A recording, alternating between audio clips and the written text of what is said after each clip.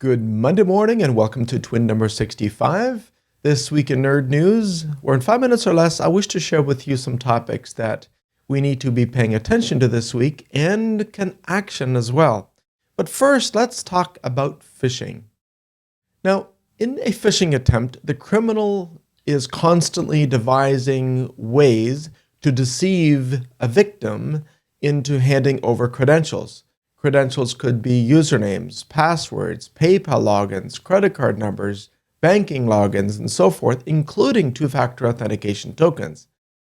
So the industry keeps on evolving its set of tools, which includes everything from security awareness training to sandboxing logins to using threat intelligence and endpoint protection software to block access to known phishing sites. But the criminals continue to be evasive. And so to this very day, phishing continues to plague everyone as there always are new ways to deceive people. And I love the line from Brian Brushwood, who always says, "We're not fooled because we're stupid. We're fooled because we're human." So it's not surprising that all of the aforementioned tools simply do not prevent the latest kind of browser-in-the-browser phishing attack.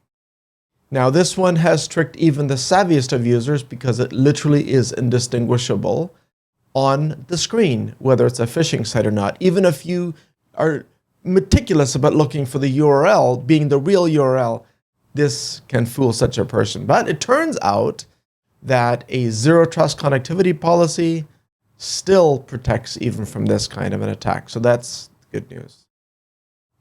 In another story, we read this week that Russia hacked Ukrainian satellite communications. Starlink, that runs a low Earth orbit satellite network for internet access, appears to be unaffected though, so that's good. And we read about Lapsus hackers that leaked a bunch of Microsoft Bing and Cortana source code. Now, it's not the only company that was attacked by this Lapsus group. And the story of the gang's leader being a teenager from Britain living in his mom's basement is gaining quite a bit of attention. And the White House has warned of a real possible Russian cyber strike on critical infrastructure. So it's hard to tell if this is intended on being a distraction from unwanted attention elsewhere. But regardless, the message is clear and true. We do need to defend our networks and assets better than we have in the past. In fact, for those of us in IT and security, it is arguably the best way for us to participate positively in this current conflict.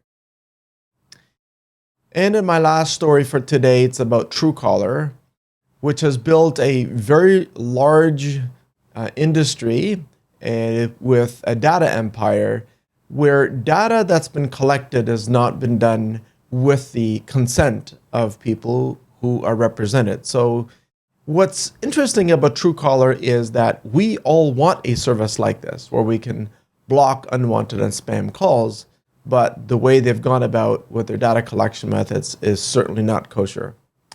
But at least we have options like MySudo, which offers us alternative phone numbers for outgoing identities, and I can personally vouch for this as a very easy to use service. It does cost a few bucks, but nowadays it looks like we have to go out of our way to continue to fight for our privacy.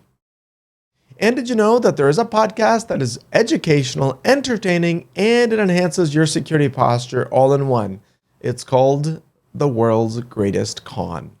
If you haven't subscribed yet, you should, and you won't regret it. It's by the aforementioned Brian Brushwood. See you again next week.